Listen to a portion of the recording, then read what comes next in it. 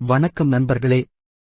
இன்று நாம டிஎன்பிஎஸ்சி தேர்வுக்கு பயிற்சி செய்ய ஒரு முக்கியமான வினாவை பார்க்கப் போறோம். இதுபோல தினமும் ஒரு வினா சரியான விளக்கம் தெரிந்து கொண்டு படிக்கும் போது உங்கள் தேர்வில் வெற்றி உறுதி.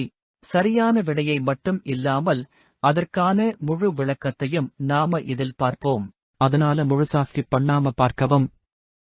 எத்தனை பஞ்சாயத்து அமைப்புகளின் பணிகள் 73வது அரசியலமைப்பு சட்ட திருத்தத்தில் குறிப்பிடப்பட்டுள்ளது? 27 பணிகள், பி 28 பணிகள், சி 29 பணிகள், டி 30 பணிகள். விளக்கம்: 73வது அரசியலமைப்பு திருத்தச் சட்டம் 1992 கொண்டு வரப்பட்டது. இது பஞ்சாயத்து ராஜ் அமைப்பை அரசியலமைப்பில் அதிகாரப்பூர்வமாக இணைத்தது.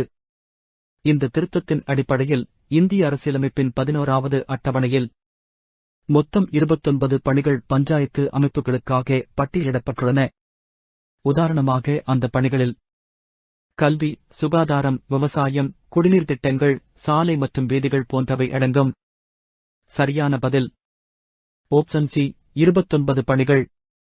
டிஎன்பிஎஸ்சி தேர்வுக்கான முக்கிய தகவல்களுக்கு சேனலை மறக்காமல் சப்ஸ்கிரைப் பண்ணுங்க.